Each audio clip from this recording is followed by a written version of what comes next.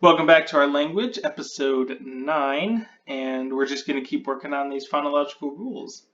So, let's start off maybe by just doing that.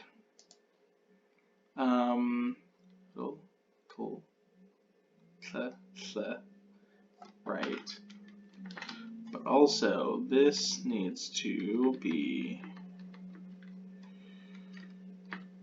the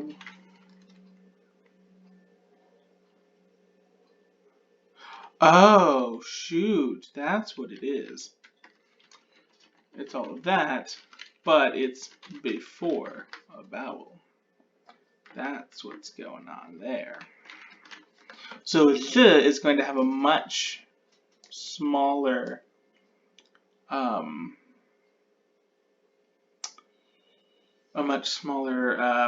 scope, I think, than this, because this is every time this happens, regardless of the vowel, but this is a palatal context.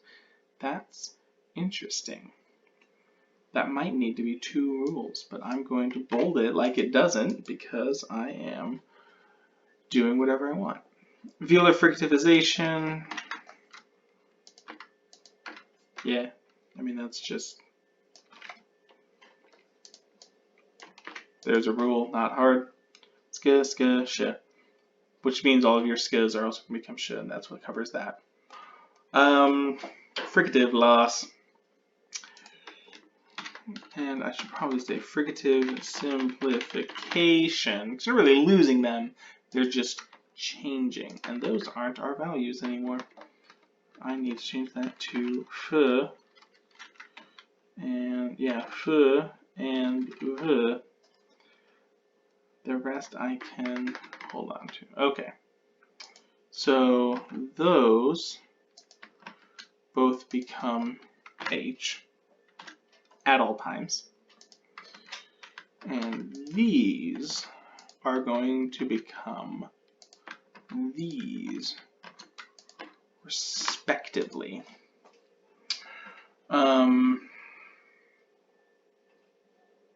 Yes.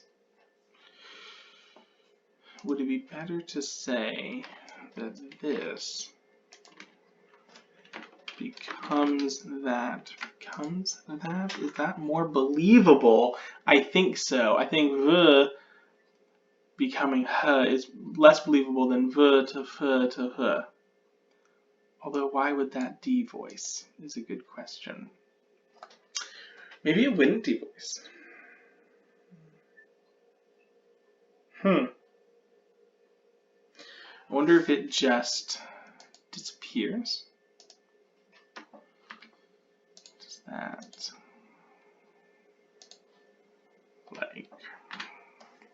does that make more sense? Maybe that makes more sense. I'm going to lose my h's anyway down here, so I'm going to lose this one too.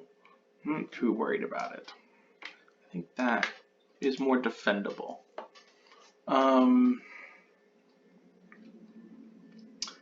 Yes, so those are good.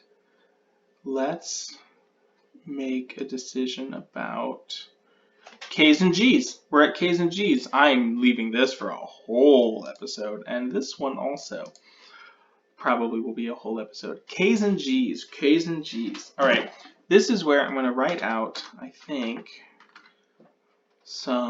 what are all of my possible situations. So we could have cra, cray, cree. I'm going to put in this one. Cree, cray, cra, crow, crew. We're going to have ski, ska, ska, sko, skoo. Although I think those are actually figured out by down here.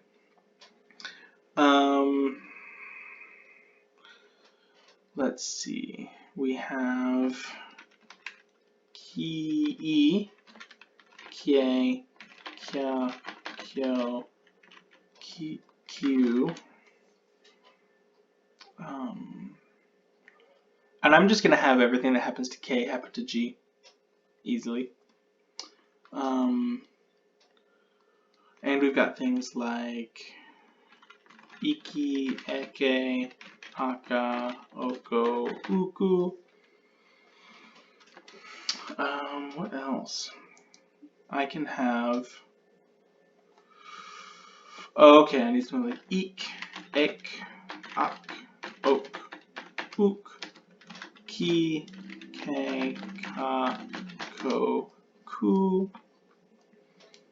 A stop before R. Okay.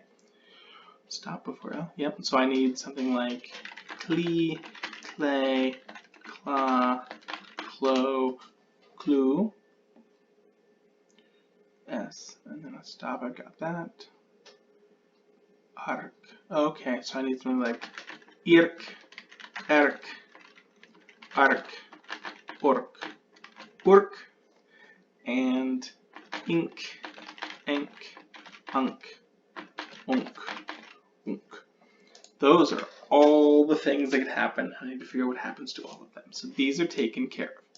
Those are turning into sh.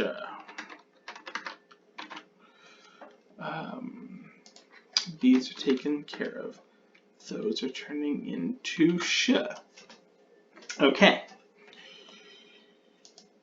Ich, ik, ek, ak, ok, uk. I kind of like what just happened in my mouth, where they just became ch, ich, ek, ak, ok, uk. And that is vowel coloring. Actually, it's fricative simplification. Then it's vowel coloring. So that's what that'll happen. These are figured out. Those go to ch, kike kakoku, ki, kike kakoku, hike kakoku. Could I get away with he, ki, he,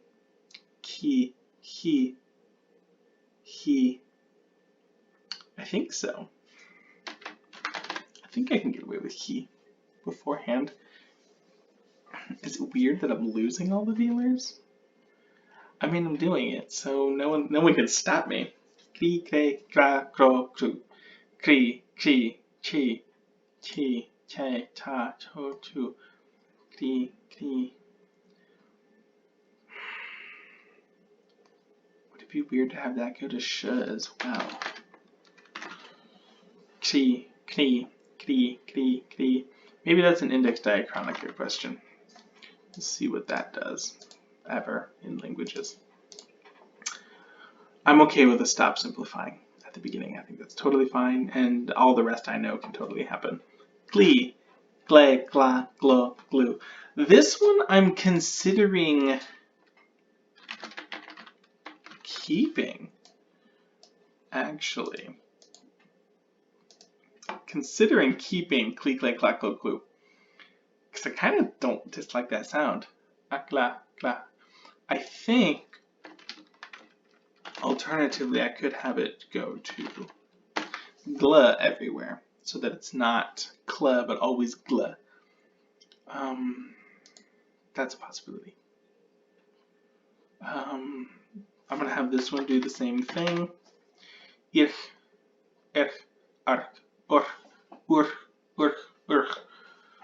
And then that's going to be interesting because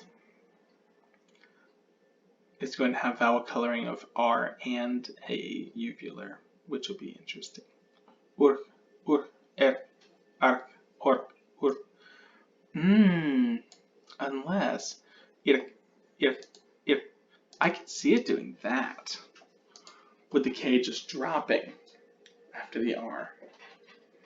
That would be interesting.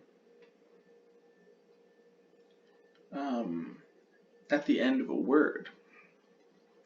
But say if you had a thing like, oh man, something weird could happen with words that compound, not just compound, but like take suffixes and stuff to preserve that K in some context. Preserve in some context. We can just type that and do that. Ink, enk, unk, onk, unk. I ink, enk, unk, onk, unk, ink, A, O, U. I'm going to have that be X, H, gone. And then my question becomes, do I want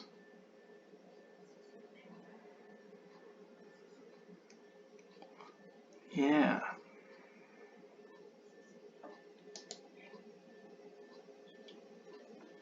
That's what would be happening here as well. So that's interesting that those line up, and I want them to be the same. I don't know if it's interesting, but it seems to be a thing that's happening. That's for sure. That makes me lean more heavily towards that, because I have it happening somewhere else as well. Yeah. And I know that R can pull things forward. I know that K is really mobile. It can become all kinds of stuff.